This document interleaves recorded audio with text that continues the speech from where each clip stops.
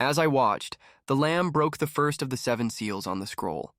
Then I heard one of the 4 living beings say with a voice like thunder, "Come!" I looked up and saw a white horse standing there.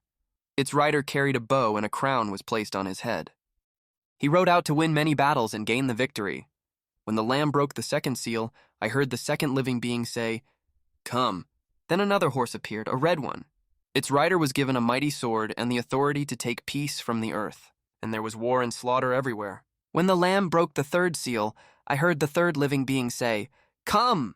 I looked up and saw a black horse, and its rider was holding a pair of scales in his hand, and I heard a voice from among the 4 living beings say, "A loaf of wheat bread or 3 loaves of barley will cost a day's pay, and don't waste the olive oil and wine."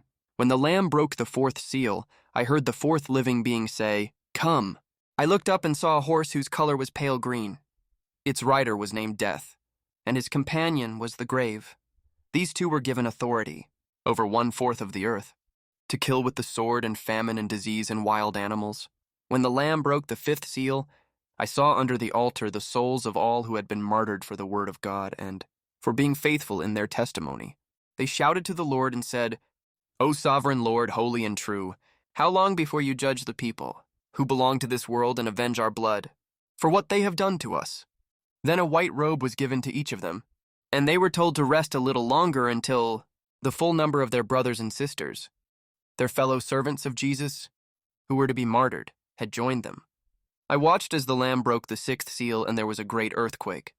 The sun became as dark as black cloth, and the moon became as red as blood. Then the stars of the sky fell to the earth, like green figs falling from a tree, shaken by a strong wind. The sky was rolled up like a scroll, and all of the mountains and islands were moved from their places. Then everyone, the kings of the earth, the rulers, the generals, the wealthy, the powerful, and every slave and free person, all hid themselves in the caves and among the rocks of the mountains.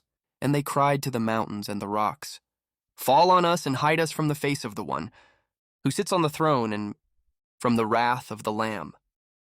For the great day of their wrath has come, and who is able to survive?" Revelation 6:117 NLT.